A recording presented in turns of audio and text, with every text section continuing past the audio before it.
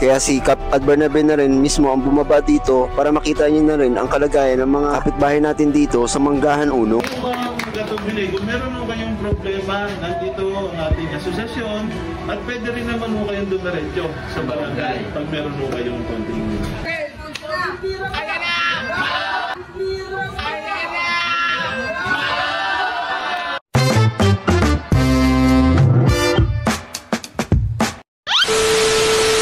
Good afternoon mga boss, andito na naman tayo sa makabuluhang araw para mamigay muli ng relief goods sa Manggahan Uno dahil na rin sa request ng ating presidente at XO na si Rick De Luna. At andito na nga pala tayo sa e-trike mga boss, kasama nga pala natin dito si Boss Alan para ihatid ang relief goods sa Manggahan.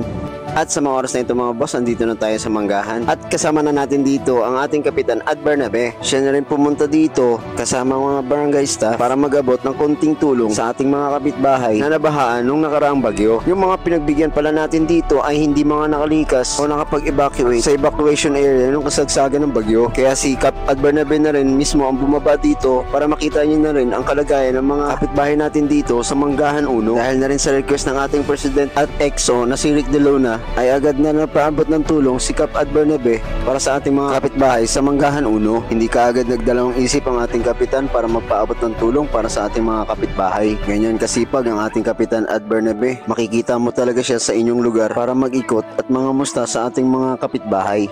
Hindi alintana ni Kapitan Ad Bernabe ang pagod at hirap dito sa paglalakad at pag-iikot para lang makamusta ang ating mga kapitbahay dito sa Manggahan Uno. Kahit mga sulok-sulokang bahay ay pinapasok dito ng ating Kapitan Ad Bernabe para lang makamusta at makausap at makita na rin ang kalagayan ng ating mga kapitbahay dito sa Manggahan Uno. Makikita mo talaga ang kabutihan ng ating Kapitan Ad Bernabe dahil iniisip niya pa rin ang kapakanan at sitwasyon ng ating mga kapitbahay dito sa Manggahan Uno nung mga nakarang bagyo. Sa mga hindi po nabigyan ng ating relief goods ay pagpasensya nyo na po dahil ang aming mga binigyan dito ay ang mga tanging nabahaan ng mga nakarang bagyo at mga nilista lang po ng ating presidente o asosasyon. Hindi po nagpapabaya ang ating kapitan para mabigyan o maabutan na ang karamihan. At sa mga oras na ito mga boss, andito tayo sa labas ng Trillo dito sa Kalayaan dahil magbababa naman tayo ng relief goods sa chapel ng Manggahan Uno. Bagamat pahirapan ang aming pagbubuhat dito ng ating relief goods ay hindi namin yan alintana para mababa at maibagsak ang ating mga relief goods sa ating mga kapitbahay dito sa Manggahan Uno na apektuhan ng baha nung nakaraang bagyo. Makikita nyo dito ang ating kapitan na walang kaarte-arte sa mga iskinitang kanyang mga pinapasukan. Ganyan ang kapitan natin dahil laki sa hirap din ang ating kapitan dahil alam niya rin at naranasan niya rin kung paano maging isang mahirap. At fast forward na tayo dito mga boss, andito na tayo sa chapel ng Manggahan Uno para dito naman tayo mag-abot ng tulong para sa ating mga kapitbahay dito sa Manggahan Uno. Hindi nag-evacuate sa Bilbiler, yun ang pinabigyan namin ikaw kasi nang request ko kay Kap sa kay Congressman na mabigyan para hindi na kami makarinig angal para lahat magkaroon. Ngayon, nung nabigyan naman, yung mga hindi naman mga miyembro ng asosasyon, yun naman ang mangal kasi nabahaan din daw sila. Naiintindihan naman natin yung nabahaan din kayo. Pero siyempre, yung inuna-una namin, yung mga miyembro namin dito sa taas ng asosasyon, yung mga hindi miyembro, hindi namin isinabay. Kaya tumawag ulit ako kay Kap at napakabait ng ating kapitan na talagang nag-response sa akin. Sige Pres, pupunta ako dyan, ako na mismo ang pamimigay. Pero ang maganda sana, kung ang mga magulang natin ang nandito. Kasi yun ang mga mutante natin para kita rin ni Gab dahil mimis na sila ni Gab, hindi yung mga bata ang nandito. Diba? Mga kabarangay ko, dito sa Sitio Manggahan Uno, no? Tayo naman po sa ating barangay, wala naman po tayong pinipili kung kayo kasapin ng isang asosasyon, kayo may membro o hindi. Ang importante ho, kailangan siguro nakarehistro po tayo sa Paranaque. Lahat po ba na nasa harapan ko, i-registrado ng Paranaque. O, hindi Paranaque, ha? But anyway, kami nandito, narinig ko sa pamamagitan ng panawagan ni Press, meron daw ibang hindi nabigyan. Alam nyo si Press, kahit hindi ko kayo membro, hindi pa rin niya ko kayo. At sinasabi niya nga sa akin na Kap, yung iba po naming mga kasama doon, bagamat hindi mo sila, membro sa aming asosasyon, eh nakakaawa rin naman ho at sila po yung napakan. So, bilang tugon po sa panawagan ni Press Ray, tayo po'y nagdala po ng konting ibibigay sa inyo para naman po kahit pa paano maibsan yung pinagdadaanan ninyo. Ano? At alam ko naman po, hindi lang naman ito yung unang at huling pagkakataon natin magkasama-sama dahil sa maraming pagkakataon press para tayo bumibisita dito sa inyo. Di ba? Na alam po natin ang kalagayan ninyo, kung ano na nangyayari. At siyempre, marami yung development na pwede natin gawin dito po sa lugar natin. Anyway, hindi ko na po patatagalin. Alam ko, medyo busy kayo. Pero nung yata silang ginawang listahan, tatawagin nila yung pangalan at iabot po natin yung para sa inyo. Muli po, maraming salamat po sa inyo. Kung meron mo kayong problema, nandito ang ating asosasyon at pwede rin naman mo kayong dumiretso sa barangay pag meron mo kayong konting pangailangan.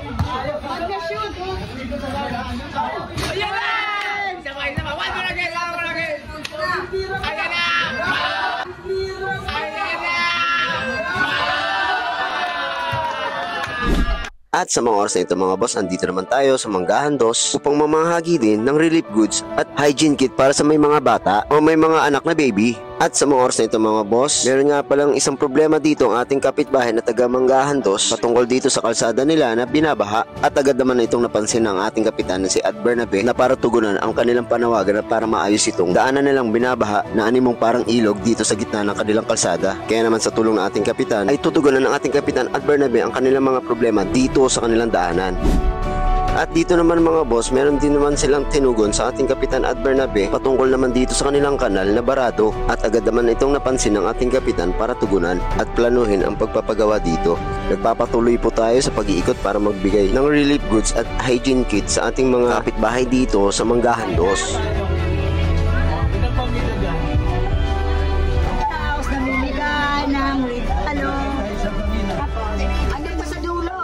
Thank you po.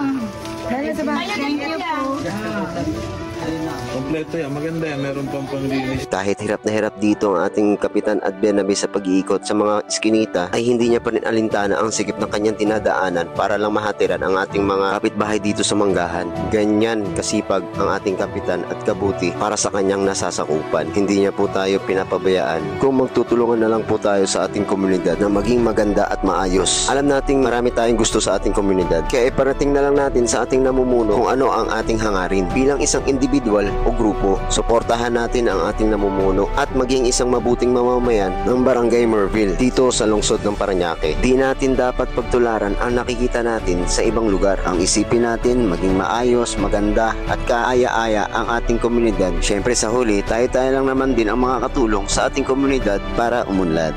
Hindi na nga pala nakababa dito ang ating kapitan dahil sa baba pa ang mga bahay ng ating mga kapitbahay. Sa pagpapatuloy ng ating pamimigay ng relief goods dito sa ating kapitbahay dito sa Manggahan ay hindi pa rin naisip ng ating kapitan na mapagod kahit sa sulok-sulukan ng mga bawat iskinita ay aming pinapasok maabutan lang ng tulong ang ating mga kapitbahay dito sa Manggahan 2. Meron nga po pala tayong isang kapitbahay dito sa Manggahan 2 na pupuntahan para po makita ng ating kapitan at Bernabe ang kalagayan ng kanyang asawa dahil humihingi po siya ng tulong sa ating kapitan para po sa pang-oxygen ng kanyang asawa. Agad po natin itong pinuntahan at kasama ang ating kapitan para makita po natin ang kanilang kalagayan. Ito nga pong si nanay ang bumungad sa amin na nakahilata at malabo na rin po ang paningin. Kaya naman po tinugunan ng ating kapitan para po sa oxygen ni nanay. Pinapunta po natin ang mister ni nanay sa Lunes sa barangay para tugunan ang kanilang pangangailangan. Nagutom ang mga inday nating kasama dito. At sa mga oras nito mga boss, palabas na kami ng Manggahan 1. Sunod naman nating bibigyan ay ang Wela kung saan may mga nabahaan din sa kanila. Hindi na nga po pala natin kasama dito ang ating kapitan at Bernabe sa ating pamimigay ng relief goods dahil meron pa po daw siyang pupuntahan. Kaya kami na po mga staff ng Barangay Merville ang lalapit sa inyo. Sa mga hindi po nabigyan ng ating relief goods ay pasensya na po kayo dahil ito pong pinamimigay nating relief goods ay mga nilista na po ng ating coordinator dito sa Wela. Sa mga oras na ito mga boss ay ginabi na rin kami dito sa pamimigay. Bagamat nakakaramdam na kami dito ng gutom ay laban lang at nakita-kita nga kami dito ng ating tropa dito sa Wela. Ito nga pala mga tropa natin dito ay mga nakasama ko sa Showtime noong 2011. Di pa rin tayo nakakalimutan ng ating mga tropa dito. At sa mga oras na ito mga boss ay patapos na tayo mamigay ng ating relief goods. Kaya maraming salamat po sa ating barangay captain at Bernabe, ang barangay council. Maraming salamat po. Basta tayo magkasama.